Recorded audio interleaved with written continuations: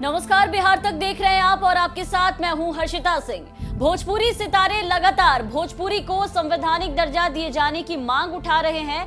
मनोज तिवारी, रवि किशन के बाद अब भोजपुरी फिल्म स्टार दिनेश लाल यादव, जो अब सांसद बन चुके हैं और उन्होंने भोजपुरी को संवैधानिक दर्जा देने की मांग उठाई है संसद में। आजमगढ़ लोकसभा उपचुनाव में जीत हासिल करके हाल ही में संसद पहुंचे निरहुआ ने लोकसभा सदन में आज पहले ही दिन अपनी धाक जमाई। आज अपने पहले ही भाषण में भोजपुरी भाषा का मुद्दा उठाया है। आपको बता दें कि भाजपा सांसद दिनेश लाल यादव निरहुआ ने भोजपुरी भाषा को 8वीं अनुसूची में शामिल करने की मांग की है। निरहुआ चाहते हैं कि 8वीं अनुसूची में भोजपुरी भाषा को जगह दी जाए। उन्होंने कहा कि जो काम अब तक नहीं हो पाया था, वो सारे काम इस सरकार के कार्यकाल में हो रहे हैं। इसलिए अब मुझे पूरी उम्मीद है कि मेरी ये मांग भी मानी जाएगी और भोजपुरी भाषा को उचित सम्मान मिल पाएगा, जो इतने दिनों से, इतने सालों से नहीं मिल पाया। आजमगढ़ से बीजेपी के सांसद दिनेश लाल उर्फ निरहुआ ने पहली बार लोकसभा में बोलते हुए भोजपुरी भाषा को संवैधानिक दर्जा दिए जाने का मामला उठाया है। उन्होंने कहा कि अफसोस की बात है कि इसे अब तक संविधान की 8वीं अनुसूची में शामिल नहीं किया गया है, जो भाषा कई देशों में, कई राज्यों में बोली जाती है। हम अपनी भाषा में बेहतर तरीके से सोच, समझ और अभिव्यक्त कर पाते हैं। महात्मा गांधी जी ने भी मातृभाषा के प्रति कृतज्ञ होने की बात कही है। इसी भावना के साथ पिछले 5 दशक से करोड़ों भोजपुरी भाषी एक आस लगाए बैठे हैं कि भोजपुरी को संवैधानिक दर्जा मिले, उसे संविधान की 8वीं अनुसूची में शामिल किया जाए। लेकिन भोजपुरी का इंतजार खत्म नहीं हो रहा है। कभी तो भाषा के भेद का पाठ पढ़ाकर, तो कभी नियमों की अस्पष्टता का हवाला देकर भोजपुरी भाषियों की मांग पूरी नहीं होने दी गई। सभी जानते हैं कि भोजपुरी भाषा की यह लड़ाई 1967 से जारी है। 1960 में पहली बार इसके लिए बिल लाया गया।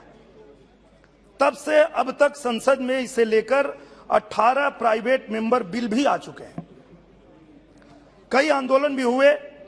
16 देशों में बोली जाने वाली भाषा, जिसकी जड़ें लगभग 1000 साल पुरानी है, जिसको भारत से बाहर कई देश स्वीकार कर चुके हैं, जिसको यूनेस्को सम्मान दे रहा है, क्या इस भाषा को अपने देश में संवैधानिक दर्जा का हक नहीं है? अध्यक्ष जी, निरहुआ की इस मांग पर दिल्ली से दूसरे सांसद मनोज तिवारी ने दिनेश लाल की इस मांग का समर्थन किया है। आपको बता दें कि इससे पहले मनोज तिवारी ने भी ये मांग उठाई थी।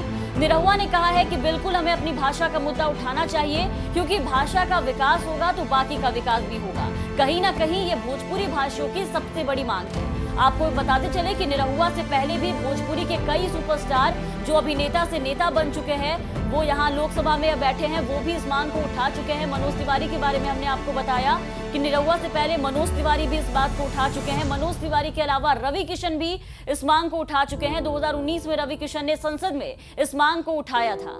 और ये पूरा समाज इतना पगला गया, इतना बौरा गया, जब प्रधानमंत्री जी बोले कि का हाल बा काची, गोड़ छू के प्रणाम करत हई और नमस्कार करत हई बिहार के, पूरा बम बम हो गया था। और वहां उम्मीद जाग गई पूरे समाज की कि प्रधानमंत्री, हमारे श्रद्धेय यशस्वी, हमारे तेजस्वी प्रधानमंत्री अब इसे 8वीं अनुसूची में ले आएंगे, अब हमारी सरकार इसे ले आएगी।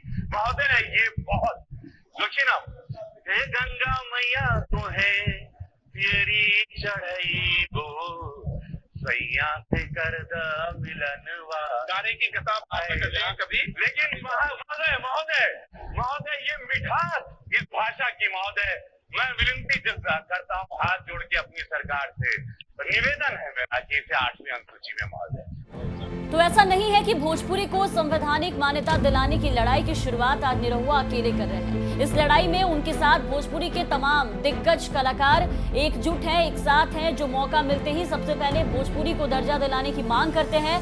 दशकों पहले उत्तर प्रदेश और बिहार के कई सांसद भोजपुरी के लिए निजी विधेयक भी पेश कर चुके हैं।